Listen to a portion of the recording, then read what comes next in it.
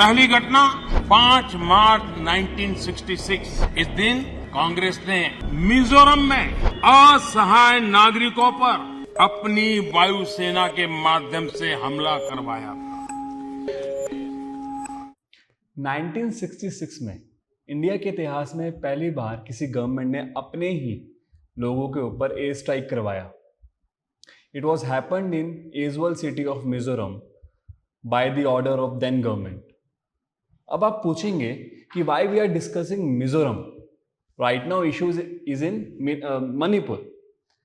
मणिपुर का इशू मिजोरम तक कैसे पहुंचा? For that we need to understand this whole picture of counter insurgency, as well as we need to understand जो चीजें मिजोरम के टाइम गवर्नमेंट ने करी थी, क्या वो ठीक थी, और कौन सी ऐसी स्ट्रैटेजीज हैं that we need to work upon to make our counter insurgency strategies valid as well as full proof to make a peace in the future. From the UPSC perspective, why this is important? First is context.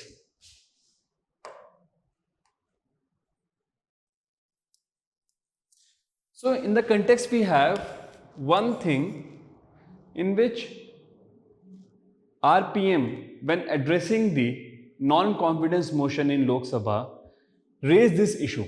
उन्होंने कहा कि north east को जिस तरीके से पिछली सरकारों ने जिस तरीके से उसको पूरा हैंडल करा है, इट इज नॉट करेक्ट.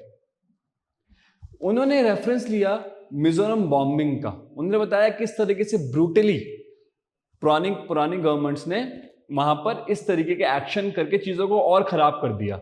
किस तरीके से 1962 में by then prime minister they have give away the aspiration of Assam people as well. So वो उन्होंने ये बताया कि नॉर्थ ईस्ट की जो आज की हालत है, कुछ ये पॉलिटिकल इंटरफेरेंस और पॉलिटिकल बैड डिसीजंस की वजह से भी है. दूसरा आपका मणिपुर वायलेंस. मणिपुर वायलेंस और ethnic violence has again triggered the silence in the which was prevailing from the last 5-7 years. It was very much silence in northeast, but now they had triggered again the fire. Hostility, ethnicity, violence जो बहुत कम था north east में, वो फिर से बढ़ गया. तो वहां पर अब क्वेश्चन आता है कि अब किस तरीके से हम काउंटर इंसर्जेंसी मेजर्स लें, किस तरीके से गवर्नमेंट को बचाएं, किस तरीके से स्टेट गवर्नमेंट को बचाएं. तीसरा आता है आपका strategies. Military interventions.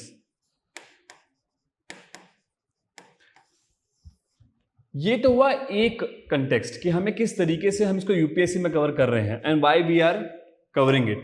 Next major thing is UPSC हमेशा आपसे डिस्कस मेजर पूछेगा, स्टेप्स पूछेगा, किस तरीके से काउंटर इंसर्जेंसी को या फिर किस तरीके से जो चैलेंजेस इंपोज करता है ये एक्सटर्नल स्टेट और non state actors, military groups, उसको किस तरीके से हैंडल किया जाए. So UPSC want you to give this solution. We all know the problem, but what is the unique solution we have. और प्रॉब्लम का कॉम्प्लेक्स कितना ज्यादा है, प्रॉब्लम कितनी ज्यादा कॉम्प्लेक्स है कि हम उसको इस तरीके से सॉल्व करें. द एथनिक कॉन्फ्लिक्ट को सॉल्व करने का तरीका अलग है, नॉर्मल रीजनल कॉन्फ्लिक्ट को सॉल्व करने का तरीका अलग है. तो UPSC want you to understand कि किस तरीके से when you become a DM तो आप उन चीजों को उस टाइम पे कैसे डिसीजन ले सकते हो. ओके, ये तो हुआ कि जो यूपीएससी अगेन बार बार क्वेश्चन पूछ रहा है. Definitely whatever you are reading in today's lecture आपको ये हेल्प करेगा आपको कोई भी आंसर लिखने में यूपीएससी का रिगार्डिंग द नॉर्थ ईस्ट. दूसरा आपका जो आपका सिलेबस खुद ही बोल रहा है कि जो इंटरनल सिक्योरिटी में जो रोल हो एक्सटर्नल स्टेट्स का और नॉन स्टेट एक्टर्स के, उनके चैलेंजेस के बारे में, और जो स्ट्रेटेजीज हैं, चाहे वो कम्युनिकेशन नेटवर्क हो, मीडिया का रोल हो, सोशल नेटवर्किंग हो, साइट्स हो, इनको किस तरीके से we have to use them to make sure they will be a peace accord और they should be a peace. तो let's understand this Manipur air strike. देखो, मणिपुर एयर स्ट्राइक को समझने के लिए आपको सबसे इंपॉर्टेंट ये समझना है कि ये इतना इंपॉर्टेंट क्यों बन गया. फर्स्ट ऑफ ऑल 1966 के अंदर ये फर्स्ट टाइम ऐसा हुआ कि गवर्नमेंट ने एज ए इनिशियली मेजर लिया। यूजुअली गवर्नमेंट ऐसे मेजर्स कब लेंगी? जब वॉर इतनी ज्यादा खराब हो चुकी है, कॉन्फ्लिक्ट इतनी ज्यादा खराब हो चुका है, स्टेट मशीनरी पूरी कोलैप्स हो चुकी है और फिर गवर्नमेंट को डिसीजन लेना पड़ रहा है। उसके बाद लास्ट रिजॉर्ट यही बचता है कि भाई अब तो बम गिरा दो, है ना। अब तो मिलिटेंट्स को रोकने का एक ही तरीका है। यूजुअली हम आर्म फोर्सेस का यूज करते हैं, सरेंडर पॉलिसी का यूज करते हैं, हम उनको पूरा पूरा चांस देते हैं खुद को सरेंडर करने का, उनको अबेटमेंट्स देते हैं, रिहैबिलिटेट करते हैं, बट इस केस में सीधा मार दो। पर this is use as a initial, तो एक उस चीज के लिए क्रिटिसाइज हुआ। दूसरा कि सिविलियन टेरिटरी पे आपने गिराया, मिलिट्री एरियाज भी थे पर आपने सिविलियन टेरिटरी पे गिराया जो कि एजवल सिटी खुद थी।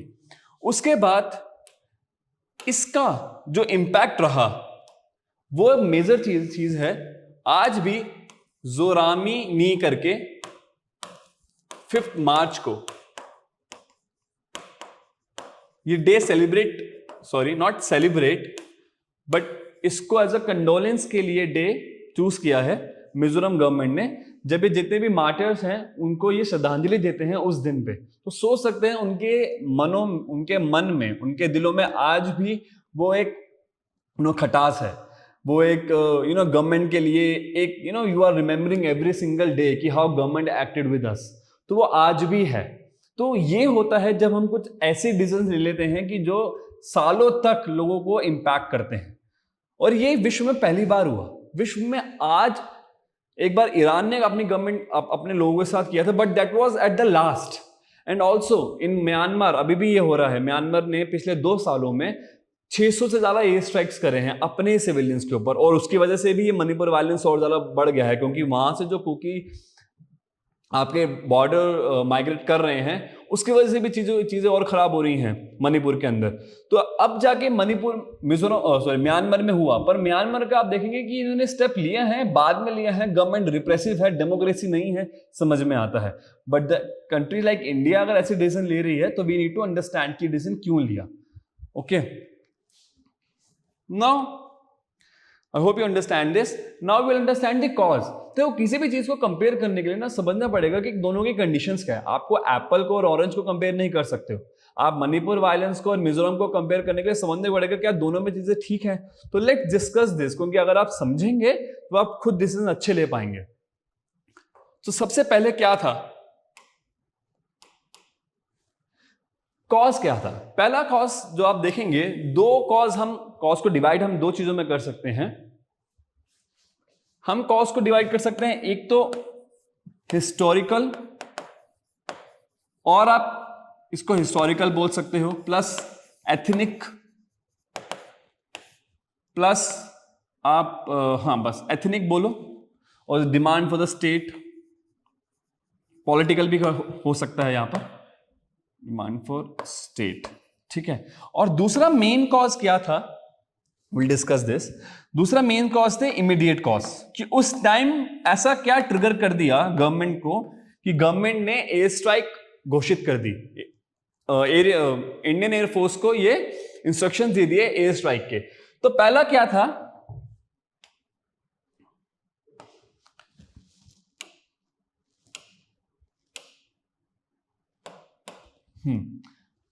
हुआ ये 1956 के दौरान, मौतम नाम से पता चल रहा है, कुछ ऐसी चीज है जो काफी ज्यादा ग्रेवियंस को बता रही है, डेथ को बता रही है।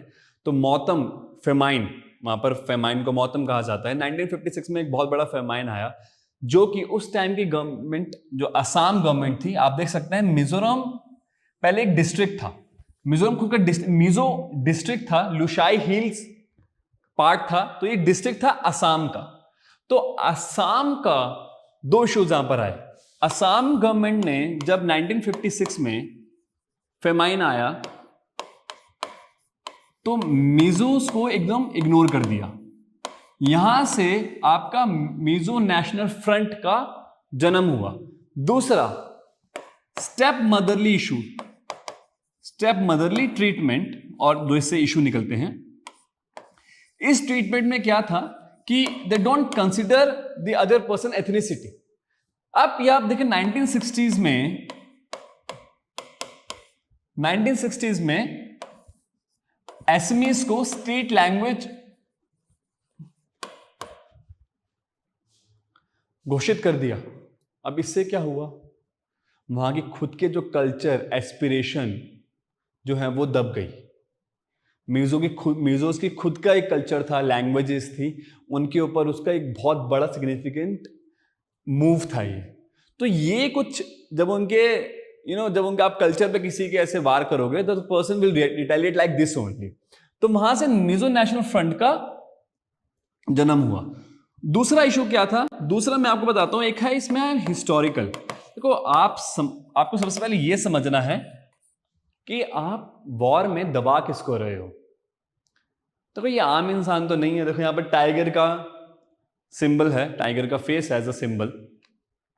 तो मिजोरम में इस तरीके के फाइटर्स रहे हैं। एक बहुत स्टोरी है छोटी सी रोपुलानी की, आपने सुना होगा नाम रोपुलानी, जो 84 की एज में, जिन्होंने रोपोंग विलेज से और पूरा मिजोरम में उन्होंने, मतलब मिजोरम में कुछ छोटे छोटे डिस्ट्रिक्ट उस टाइम थे, ये बात कर रहा हूं मैं 1840s की, 1850s की, जब ब्रिटिशर्स का राज था। उन्होंने ब्रिटिशर्स की हुकूमत तक को मना कर दिया, उसको इग्नोर कर दिया, चाहे उसको उनकी जान चलेगी लड़ते हुए।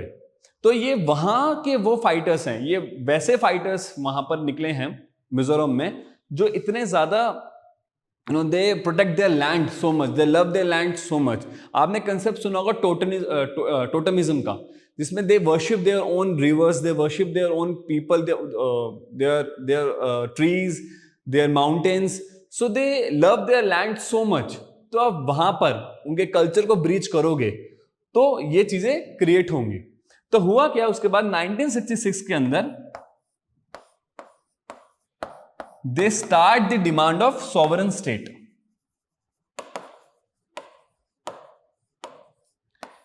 ये एक डिमांड उठी। अब रीजन यहां पर भी नहीं है एयर स्ट्राइक का, ये तो डिमांड थी। यूजुअली डिमांड उठती, बात होती, 4 लोग बैठते, पॉलिटिकल इश्यूज होता, आर्म्ड रिबेलियन होता, धीरे धीरे करके चीजें सॉल्व होती। हुआ ये, यहां पर एक आया ऑपरेशन जेरोचो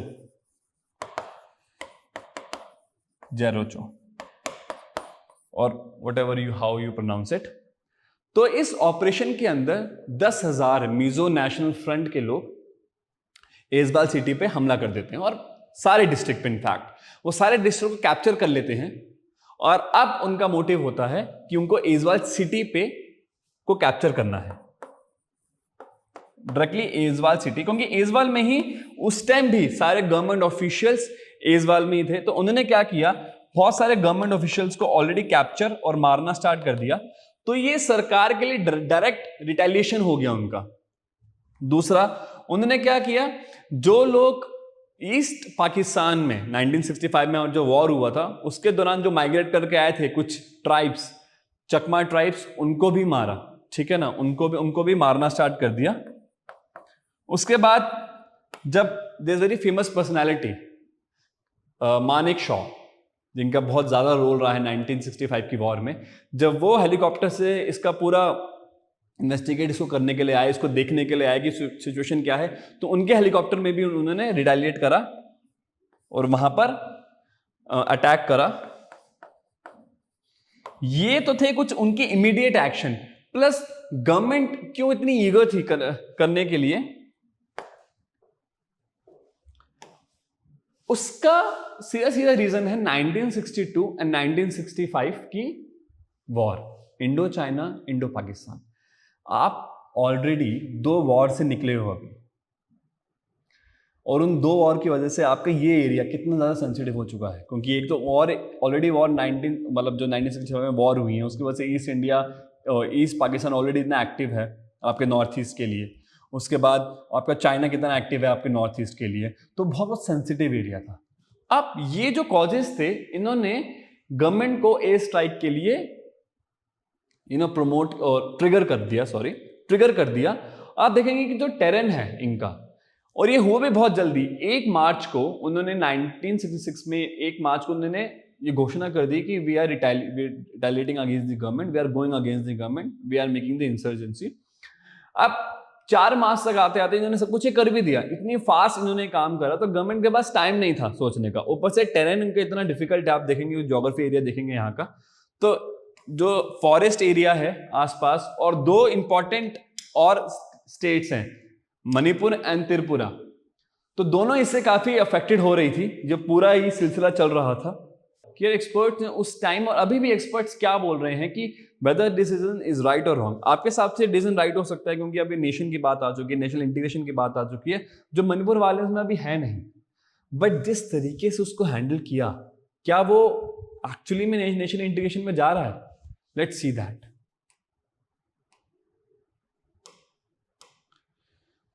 तो कुछ experts like Abhijit Iyer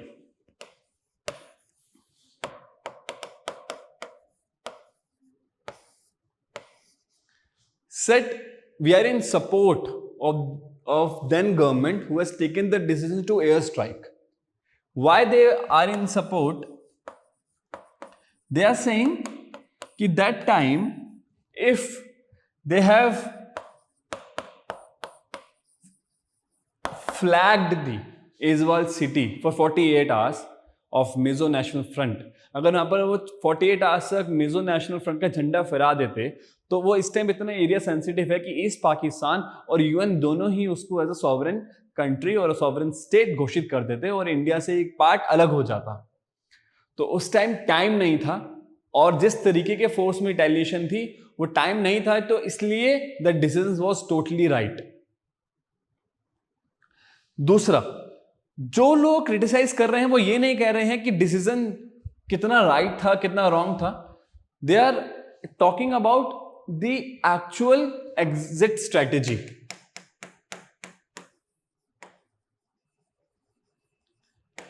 government ने कर तो दिया एयर स्ट्राइक, बट इसके बाद का प्लान ऑफ एक्शन कुछ क्लियर नहीं था।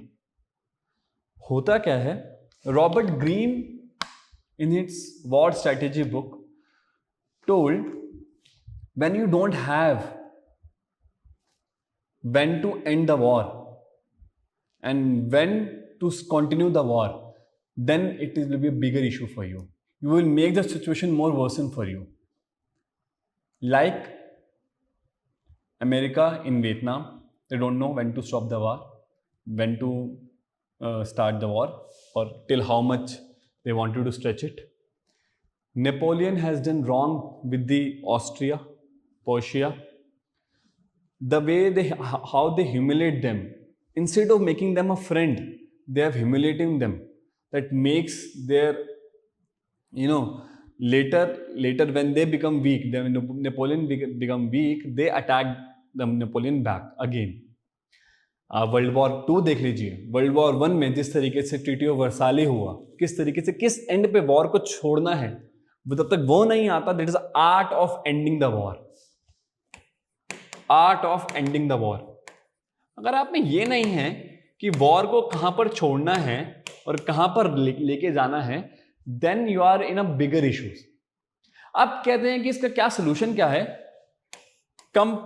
Contemplating point of victory. This is the point.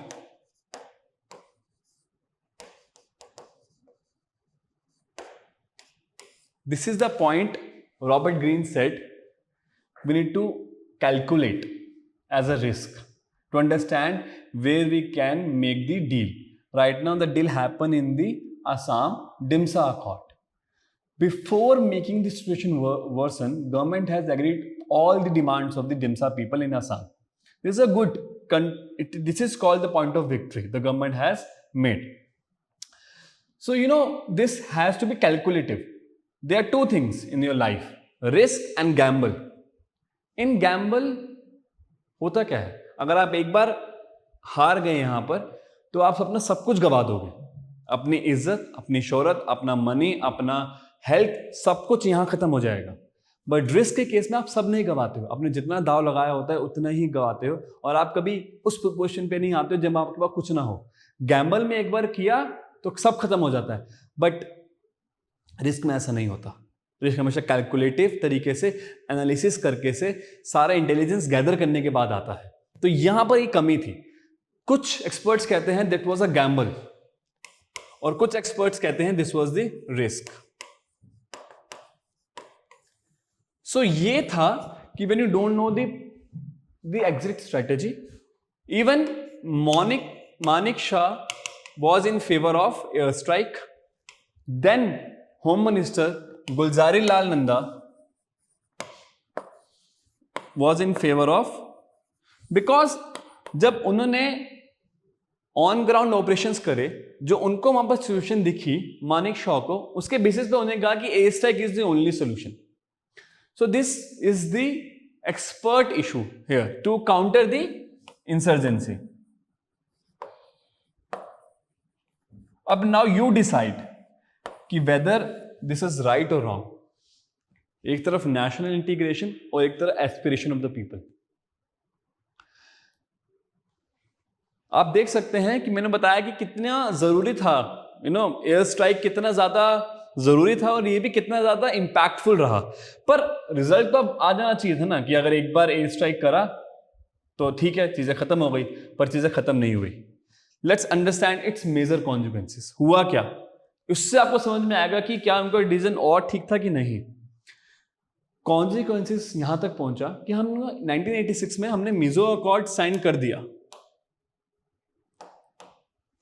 हमने 1986 में मिजो अकॉर्ड हमें साइन करना पड़ा और एक सेपरेट उनको, राजीव गांधी जी को एक सेपरेट उनको स्टेट घोषित करना ही पड़ा. बट उससे पहले क्या हुआ, उससे पहले ये हुआ कि एयर स्ट्राइक की वजह से जो उनके मेंबर्स थे वो बढ़ गए. इवन 1996 में जो सीएम था मिजोरम का became the member after the air strike. ये उन्होंने खुद अपने भाषण में बहुत बार बोला है कि मुझे एमएनएफ में जाने का मेरी वजह ही यही थी. मैं पहले था ही नहीं एमएनएफ में, पर मैं तब गया जब ब्रूटलेस एयर स्ट्राइक किए गए बाय इंडियन गवर्नमेंट. तो आप बाकी लोगों को भड़काते हो इन चीजों से, आप और लोगों को आप you persuaded them to come into this kind of military activities. आप चाहे इराक का देख लो इश्यूज, अमेरिका इराक का, आप चाहे वियतनाम देख लो, आप चाहे इंडिया के जेएनके में भी देख लो. The more you use the force, the more it become difficult you to come back from there. We will discuss this counter insurgency strategies. कौन कौन से एलिमेंट हमें उसको काउंटर रखने हैं और लिमिटेड रखने हैं ताकि हम ये चीजों को बढ़ाए ना. हुआ क्या, एकदम से जब एयर स्ट्राइक हुआ तो विलेजर्स को काफी सफर करना पड़ा. मेन विलेजर्स थे जो सिविलियंस थे, उन्होंने तो एयर स्ट्राइक में भी सफर करा, क्योंकि सिविलियंस ज्यादा मरे थे एयर स्ट्राइक में. और उसके बाद भी, क्योंकि जितने भी ये एमएनएफ के लोग थे, जब विलेजर्स उनको सपोर्ट नहीं करते थे, ये तब विलेजर्स को मारते थे. और अगर विलेजर्स सपोर्ट स्टेट पुलिस को नहीं करते तो पुलिस उनको मारती थी. सबसे ज्यादा प्रॉब्लम हुआ विलेजर्स को. और फिर विलेजर्स से कुछ लोग एमएनएफ में चले गए, जो आज नक्सलिज्म की भी सेम प्रॉब्लम है. This is the main issue in every war. हुआ क्या, इसके बाद गवर्नमेंट ने एक और पॉलिसी करी, कहते हैं ग्रुपिंग पॉलिसी. अच्छा, ग्रुपिंग पॉलिसी में क्या किया गवर्नमेंट ने, जब उनसे वो टेरिटरीज जो मिजो एमएनएफ ने कैप्चर कर ली थी वो हैंडल नहीं हो रही थी, क्योंकि वो एम्ब्यूश करते थे, वो बाकी वापिस जंगल में चले जाते थे, तो उन्होंने क्या किया, पुराने जो विलेजेस थे उनको जला दिया, पूरा खत्म कर दिया और न्यू विलेजेस सेटल करे.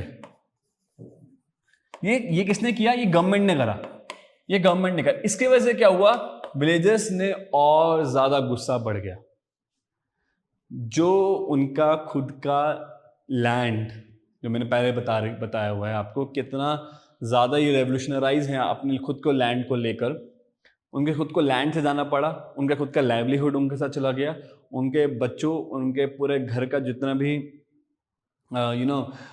एसेट्स थी वो उनको देनी पड़ गई. इतने सालों का जो उनका पूरा लैंड उन्होंने बनाया था उनको वो देना पड़ गया. जो उनका एरिया था, जो उनको वर्शिप करते थे, उसको देना पड़ गया. तो वो और ज्यादा यहाँ पर चीजें खराब हो गई, चीजें और ज्यादा खराब हो गई.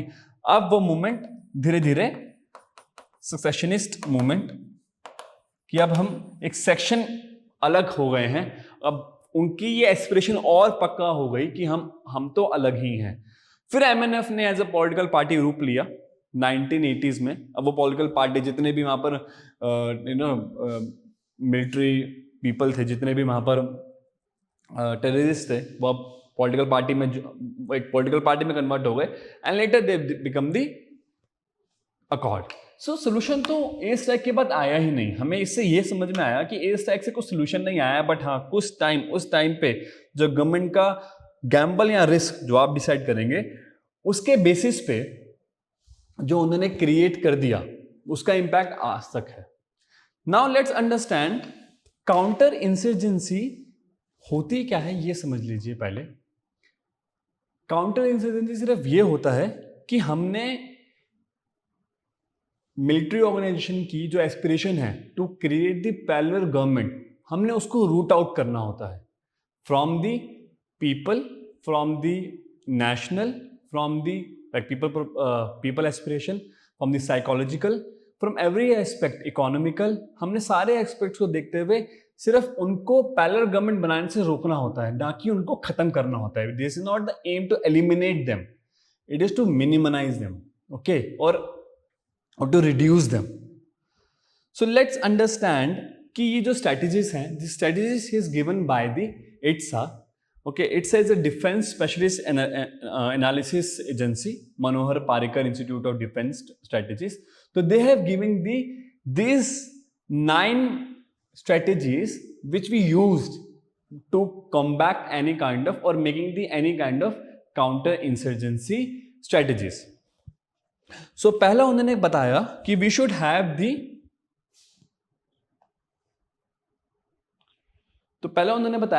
have the primacy of political goals. They told to understand the political goal of the another organization. अच्छा, हमने ये अभी जैसे बताया डिम्सा में करा, डिम्सा अकॉर्ड साइन करा, हमने नागा अकॉर्ड साइन करा अभी कुछ साल पहले, इट्स अ पीस अकॉर्ड, ठीक है।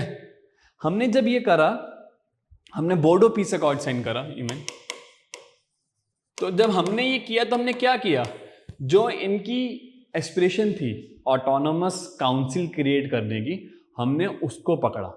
जो इनकी पॉलिटिकल एस्पिरेशंस थी, इनको पॉलिटिक्स में आकर और एक एज अ लीडर बनाया, तो वो एक हमने उनका ये एसेंस पकड़ा वहां पर। तो ये पकड़ना जरूरी है। अब जेएनके की इंसर्जेंसी क्यों नहीं खत्म हो पाई? Because of the political goal हमने उनका फुलफिल नहीं करा। तो this is one of the reason also कि काउंटर इंसर्जेंसी कैसे करेंगे। सबसे पहले उनका पॉलिटिकल जो गोल है, we have to understand that. दूसरा major thing is centre of gravity here is population.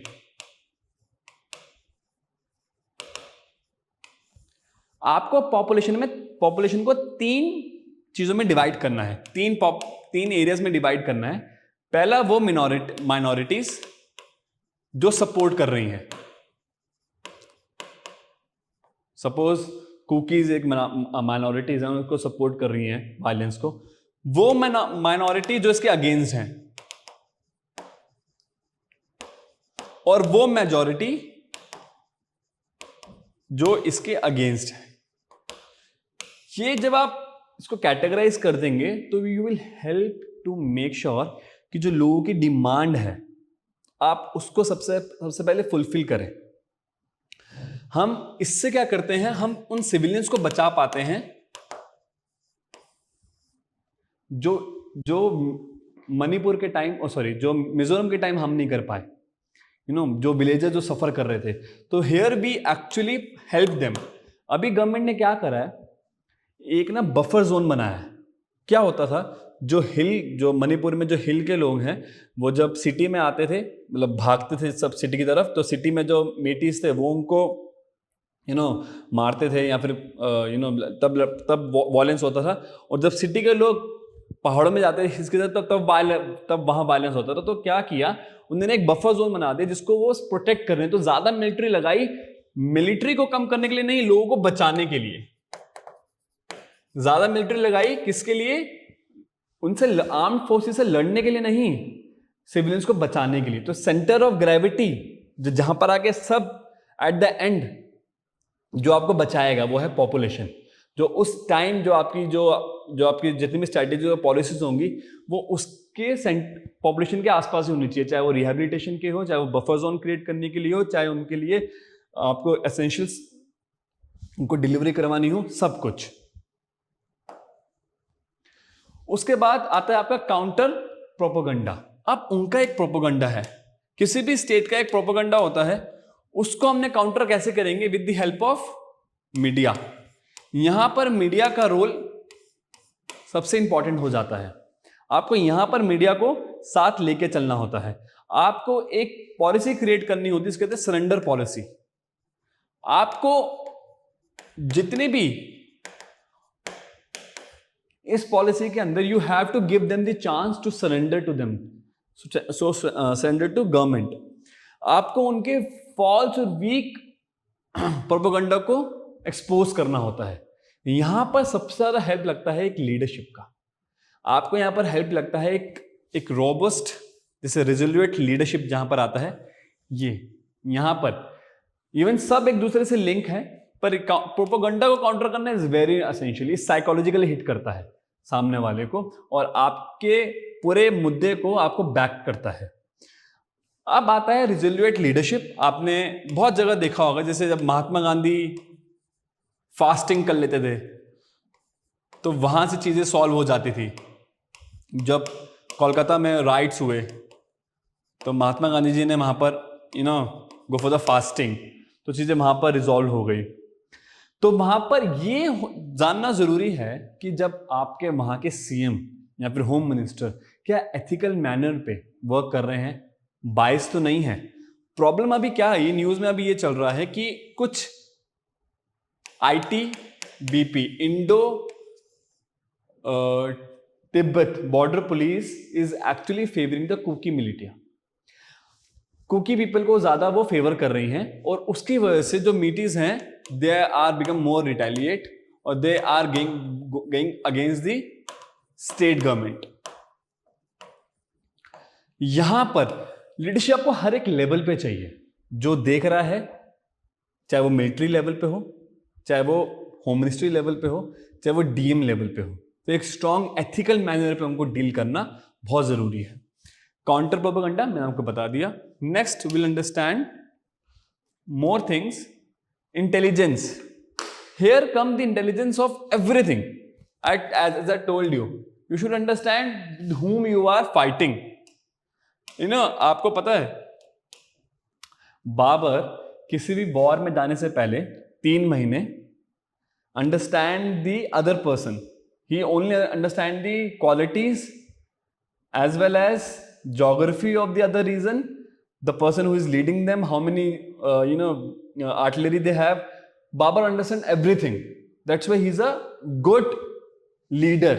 Okay, so intelligence of everything, like geography आपको पता होनी चाहिए जहां पर आप लड़ रहे हो, साइकोलॉजी पता होनी चाहिए, इकोनॉमी पता होना चाहिए, आपकी कम्युनिकेशन नेटवर्क जो है वो क्लियर होने चाहिए, आपको इंसर्जेंसी नेटवर्क जितने भी हैं उनके, जैसे आपको पता होना चाहिए कि म्यांमार फंड कैसे कर रहा है, चाइना फंड कैसे कर रहा है और किस तरीके से आपको रोकना है। गवर्नमेंट ने किया भी है, वी विल डिस्कस दो स्टेप्स। गवर्नमेंट ने इंटेलिजेंस गैदर करने में कितना ज्यादा प्रोएक्टिव है वो यहां से बदल, क्योंकि जब तक आपको पूरी इंफॉर्मेशन नहीं होगी कि ये लोग किस तरीके से रिएक्ट करेंगे या फिर इसका सोल्यूशन क्या है और किस तरीके से हमने बाकी चीजों को भी टेकन केयर करना है, you will not able to do it. Then आता है यूनिटी ऑफ एफर्ट्स। बेसिकली जितने भी वहां पर एनजीओज हैं, आपके स्पोर्ट्समैन हैं, आपकी सिविल सोसाइटीज हैं, गवर्नमेंट है, सबके एफर्ट एक जगह पे ही होने चाहिए, एक जैसे ही होने चाहिए और एक तरीके का ही प्रोपेगेंडा वो स्प्रेड करे। ठीक है ना। जितने भी डिपार्टमेंट्स के हेड्स हैं उनका यही एफर्ट होना चाहिए that you have to create the peace in the valley.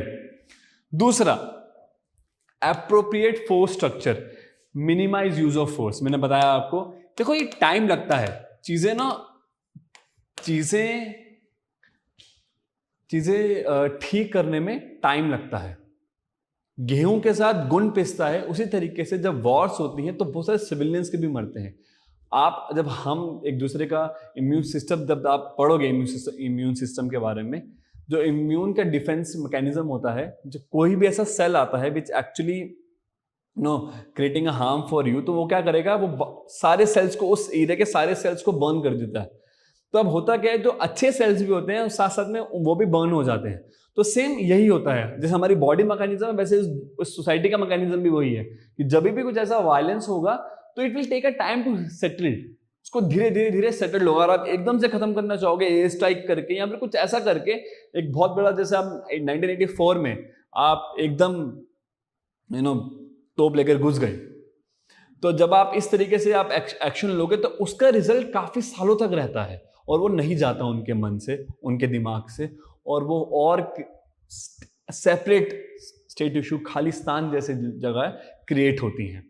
तो यू नीड टू अंडरस्टैंड कि appropriate force structure we need to make sure कि मिनिमाइज से मिनिमाइज करें। और उनका मैंने बताया कि मकसद ये नहीं है कि एलिमिनेट करना है उनको, आपका मकसद है उनको न्यूट्रलाइज करना है, न्यूट्रलाइज करना है,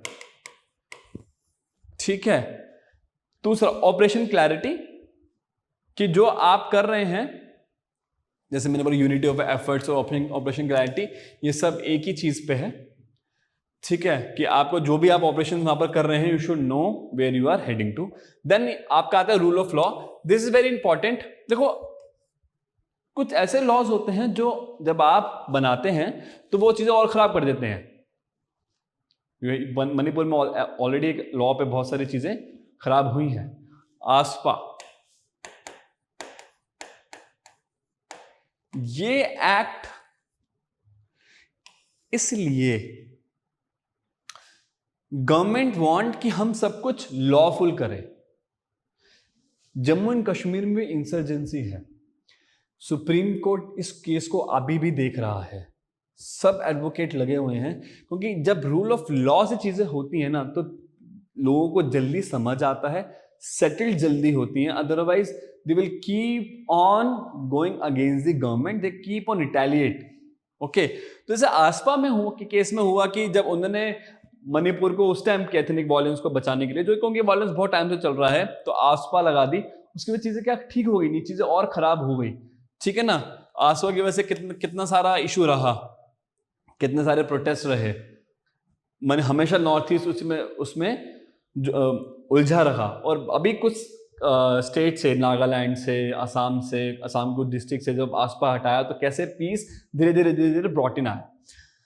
तो ये बहुत जरूरी है कि हम बहुत रूल ऑफ लॉ के साथ चलें, जो गवर्नमेंट अभी भी काफी ज्यादा कर रही है। That's why Supreme Court has come for the Manipur to rescue. और गलती भी इन्हीं की हाई कोर्ट की ही थी मणिपुर के केस में, कि जब बार बार आपको सरकार मना कर रही है, स्टेट गवर्नमेंट, कि हम शेड्यूल्ड ट्राइब लिस्ट में मीटे का नाम नहीं दे रहे, 2013 से जब नाम नहीं दे रहे थे होम मिनिस्ट्री को, तो आपने क्यों दे दिया? Why you become a judicial active और I say over reach to give the name. तो वहां से भी जब आपको पूरी सिचुएशन की क्लैरिटी नहीं थी, I told you don't have the clarity कि किस तरीके से सिचुएशन वहां पर, कितनी इंसर्जेंसी किस तरीके से वहां पर है, वायलेंट है, तब ये इशू होता है। तो रूल ऑफ लॉ के हिसाब से चलेंगे, जो आर्टिकल में लिखा है, जो पीपल की एस्पिरेशन है उनके हिसाब से ही चलेंगे।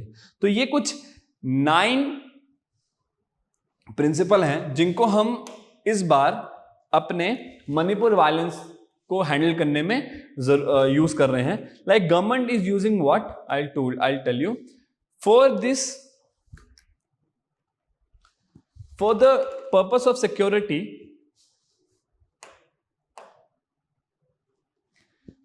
government has start with one area, one force, as I told you, to create protected area for civilians, a buffer zone for civilians, साथ में 40,000 सारी mix of IDPP, Assam rifles, BSF, Indian army,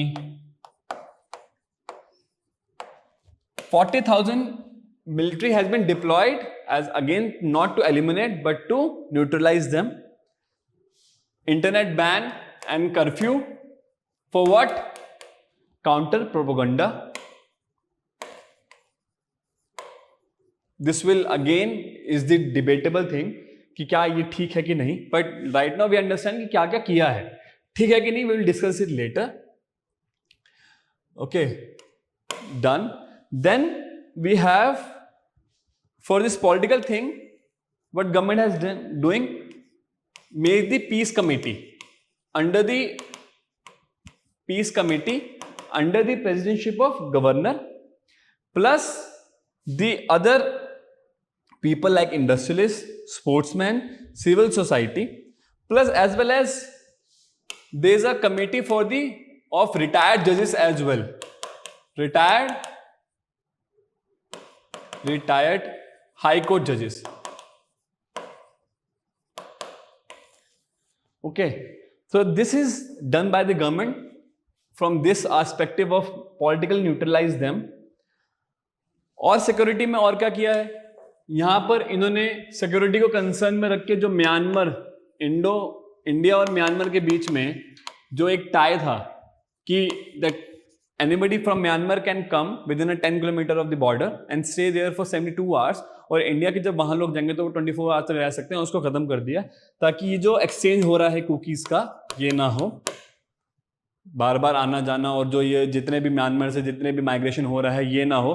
biometric use करना, I scan use करना start कर दे ताकि उस चीज को रोका जा सके, और ये भी एक रिटेलिएशन का ही ये भी एक वजह है कि कुकीज के अगेंस्ट है कि ऐसा नहीं होना चाहिए, बट करना पड़ेगा, है ना। आप कितने लोगों को किस तरीके से आप वेलफेयर करेंगे उसको देखने के लिए आपको ये करना पड़ेगा। दूसरा, गवर्नमेंट ने इकोनॉमिकली क्या किया, रिहैबिलिटेशन पैकेज दिए 10 लाख रुपीस के, essentials like rice plus vegetables delivery करवा रहे हैं घरों में। उसके अलावा वर्चुअल एग्जाम और virtual court they are considering it. So from the human assistance they are doing, development assistance they are working upon it, infrastructure management they are doing it from all the aspects to create the peace in the Manipur. So government is not going very aggressively there but using the past experience. Now in the last we'll discuss the, or I'll just tell you what is the potential question can become. So analyze the multi-dimensional challenges presented by the military group in the northeast of the India.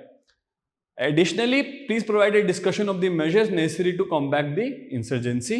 Do you think the government counters insurgency measures are sufficient to bring peace to the northeast region of India? Comment. So here you can discuss about the past Mizoram bombing and how government failed. From my point of view, government failed to bring the peace initially. But now how government is bringing the peace with their past experiences. So this is we have done to cover our internal security. The things you have learned in this topic today, you can use it as your measures in your exam, as a mains exam. So we have discussed everything here. Thank you so much. We'll come with a new topic next time. Thank you.